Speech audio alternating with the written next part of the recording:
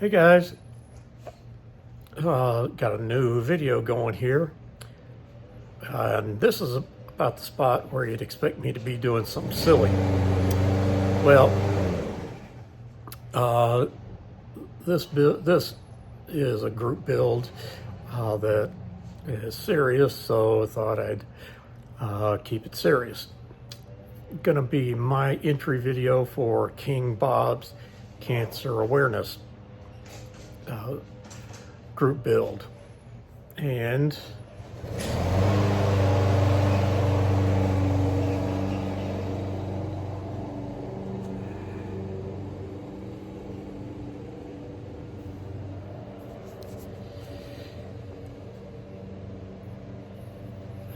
after the drop, get into it a little bit more. Well, hello, and it's time to get back working on this cancer awareness build and the Kyle Busch car. So what I hope to do to get done in the next few days here is wet sand it to give it a nice smooth surface for decals to go on, and get everything else buttoned up. Part of that means getting the tires smoothed up so that these racing slicks actually look like racing slicks. And part of that means power tools. So I've got a wheel mounted on a 5/8 socket that's just the size that fit. So I'm going to hold this in one hand and and just one of these sanding sticks, nail file in the other hand, and make what's supposed to be a slick, and particularly to get that centerpiece knocked down. Me and power tools, what could go wrong? If you've been watching this channel, just about anything. All right, so I've wet sanded everything, and I've still got a little bit of crazing, but it's really nice and smooth right there and right there. And I'm hoping that it looks like decals are supposed to go pretty close to there, so I'm hoping I can get it covered up with the decals. And everywhere else looks pretty good. Maybe a little bit more right there. And right there, you know, I might try giving it just one more time of some focused sanding on those. Also, got some pretty good sanding on these. I had to do things by hand. Still got, you know, like that circle right there. And I can see it better with the naked eye. See, like there's another one of those little circle indentions showing up. So the Black & Decker drill just died, or more particularly the batteries just won't charge. And I figured out that they're roughly 20 years old. And what do you know, Black & Decker has moved on with the type of battery since then, so can't get batteries for it. So the Black & Decker died. Now we got DeWalt. Huh, maybe I ought to do a Christopher Bell car somewhere. Don't know why I'd be thinking about that. So with a lot of sanding and resanding, I think I got that looking pretty good. There's a few spots where it's a little rough looking, but it's actually smooth to the feel, and it's in areas that the decals are going to hide things. Our decals should be hiding those imperfections. So I think we're ready to start doing decals.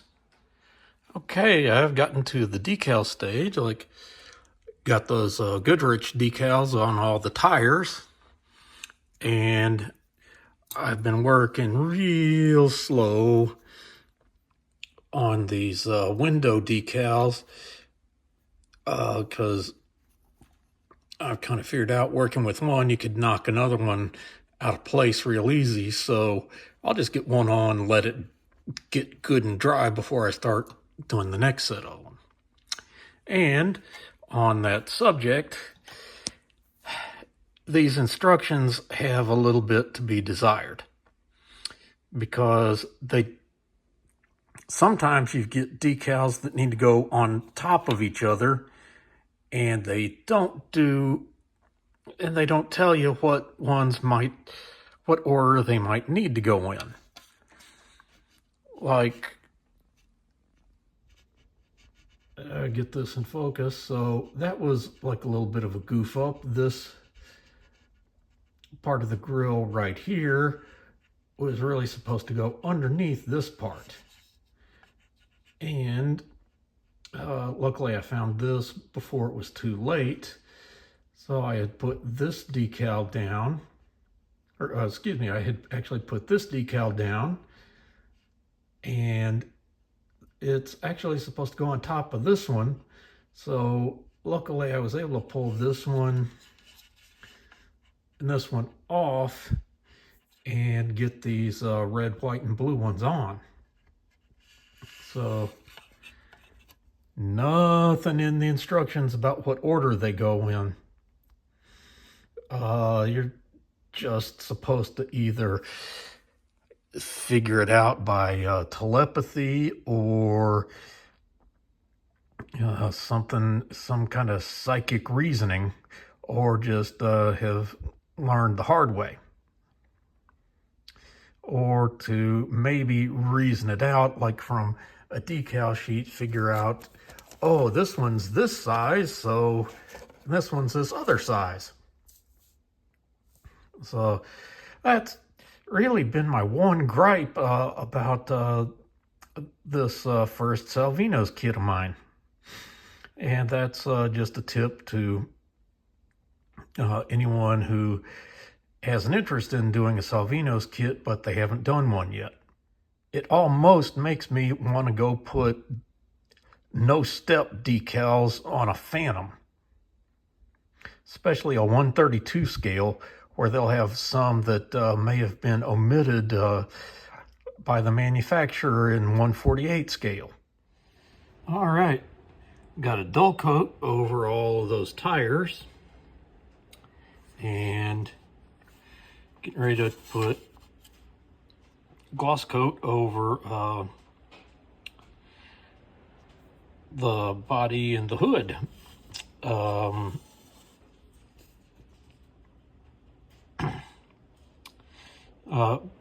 I've heard that these decals don't necessarily do well with TS13. A little bit, I'm gonna get some decals out of another kit that I can sacrifice, and gonna just test that out for myself. Heard it, but nope, I'm gonna check it out before I'm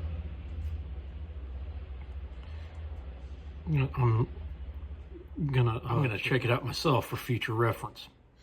Hold the phone. Not quite ready for the clear coat yet, especially because these two hood pin decals were sitting up and maybe trying to escape. So I just hit them with some Mr. Mark's softer. That should make them behave. All right, got clear coat on. And it looks nice and shiny, but discovered this Testors didn't lay down quite as smooth as that Tamiya had. On the flip side, no crazing areas like the Tamiya did. So some of it, don't know how well you can see it, but there, like along the A pillar, you can see it's kind of rough, so it's going to get wet sanded. Some areas over the decal are really rough, so that'll mean a real gentle wet sand. Okay, not perfectly smooth, but close enough. And kind of about the right amount of shine for a NASCAR car. You know, they're not usually beautifully bright, shiny as a lot of street cars are. So, just got done wet sanding. Gonna let this dry off a bit, and then start. I think I'm gonna get it attached to the chassis, and after attaching to the chassis, add the wheels and clear parts, and we'll be done. So the rear required just a little coercion to stay on the stay attached to the chassis. So hopefully that's gonna keep it together. A little bothered that one wheel doesn't seem to be straight. And I remember one of the front wheels did come off along the way, and I put it back on, and I bet that's the one that was put back on later. And actually, with getting that rear down, that hood's fitting better than it ever did. Also, that rear deck is really filling out the entire area. Well, I got the intakes on, and also these conformational fuel tanks. There were some areas where it wasn't totally fitting quite right. I'm gonna recheck those. Now I've got the tape off, and eventually gonna have to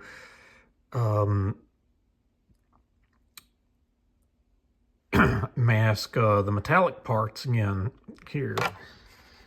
You know, top side still in place.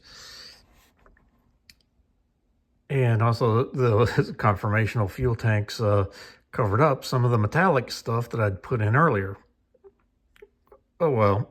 Okay, here it is, all finished. My first ever Salvino's JR kit. And I did this for the Cancer Awareness 2025 group build.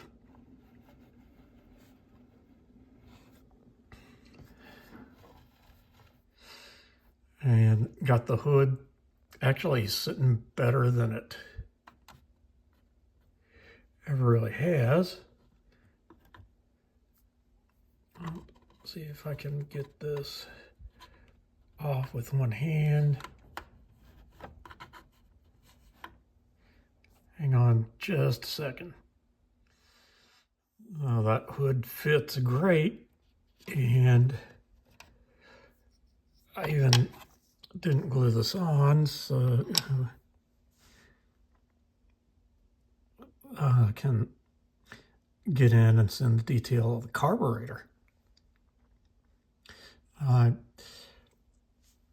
kind of like doing it that way, although, yeah, you can see some of the extra detailing of the wires if you really look at it coming off of there. And for future builds, I have gotten decals that would go ahead and go onto the valve covers. All right.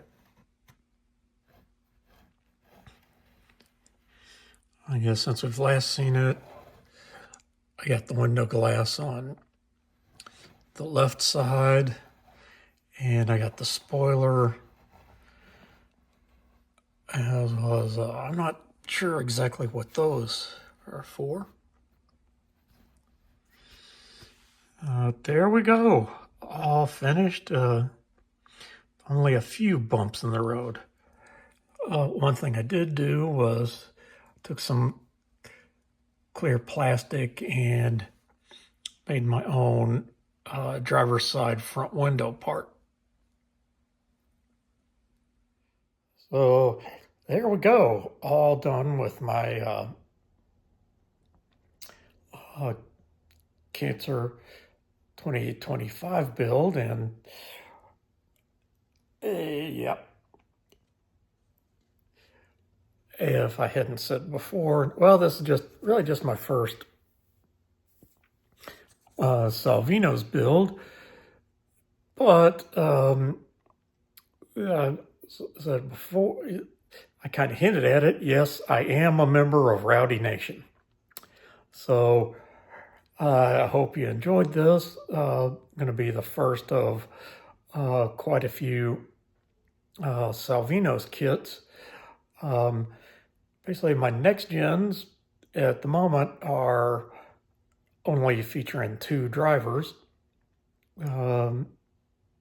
Yes, actually, one besides Rowdy.